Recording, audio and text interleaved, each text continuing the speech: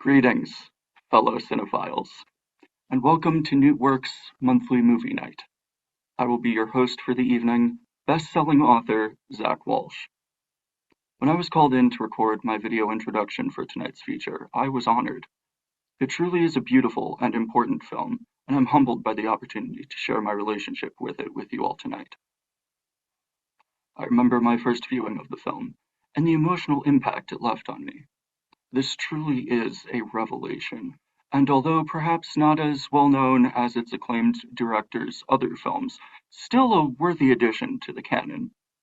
A longtime passion project for Martin Scorsese, which he had developed for over 25 years, tonight's film Silence premiered in Rome on November 29th, 2016, and was released in the United States on December 23rd, 2016.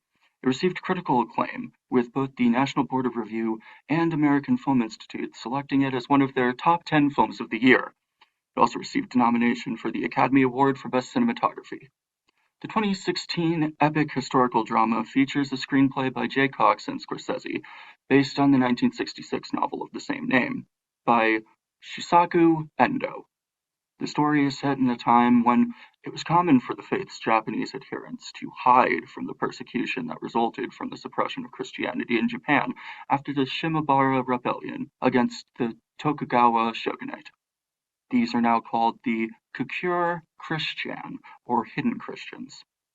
Silence is the third of Scorsese's films about religious figures struggling with challenges of faith, following The Last Temptation of Christ and Kundun. This dark, powerful film is the work of a genius who was... Sorry, what? It's not Silence? Well, what movie are they? Oh, the batshit crazy one? You know, that explains why they dressed me up like this with the face paint and yeah, I get it now. I was wondering why I was introducing Silence dressed as but no, yeah, this makes a lot of sense. Okay, all right, we'll start over. Starting over. Hi, I'm best-selling author Zack Walsh, and welcome to Newt Works' live commentary of Academy Award-winning Best Director Tom Hooper's magnum opus, the surrealist horror masterpiece that is Cats. Now, to give you a little background on the film for those of you who haven't seen this before, Cats is based on an Andrew Lloyd Webber musical, which in turn is based on a collection of poems by T.S. Eliot.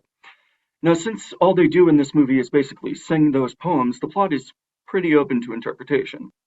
I see it as the story of a post-nuclear dystopian society where humans and cats have merged together into nightmare mutants, several of which have formed a death cult.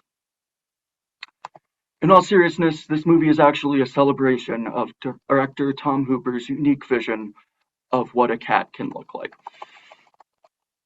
Oh, now here's a fun fact for you. This movie and The Rise of Skywalker opened on the same day, so I guess what I'm saying is there was no winning that weekend. All joking aside, I absolutely love this movie. No joke, I saw it like 6 times when it was initially released to theaters. It is truly unlike any movie you've seen before. It is so fundamentally broken in the most beautiful way possible. You are all in for a beautiful treat. When I was brought in to host this screening, I was told this was part of Newtworks' Awful Movie Club series. Let me be clear. I would never say Cats is an awful movie. I think this is an incredible combination of surrealist imagery, music, dancing, and Sir Ian McKellen licking milk out of a bowl. Hey, speaking of licking milk out of a bowl, here's a fun drinking game for you. When you've reached the point in the movie where you can no longer picture what an actual cat looks like, stop drinking. This movie stars Taylor Swift, of course. Personally, this is my favorite of her eras. I loved the cat sequence in that concert movie. All the weirdly horny cat mutants rubbing up against each other on stage. It was great. Hey, speaking of which, please feel free to purr, or hiss, or meow, or sing, or dance, or clap along where applicable. You can also express your pleasure by raising your leg in the air or stomping it on the ground, like cats apparently do.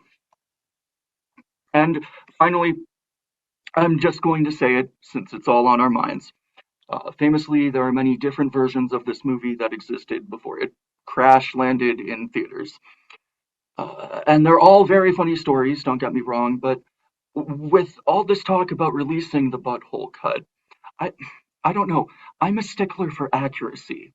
I want Tom Hooper to get back in that editing room and digitally add 8 nipples to Idris Elba so he finally matches the way he looks in my fan art for The Wire. And now, without further ado, please welcome our performers for the evening and their special screening of George C. Scott in Patton. I mean Cats. I'm so sorry, I get them both confused. They both feature digital fur technology. Godspeed, Newt work.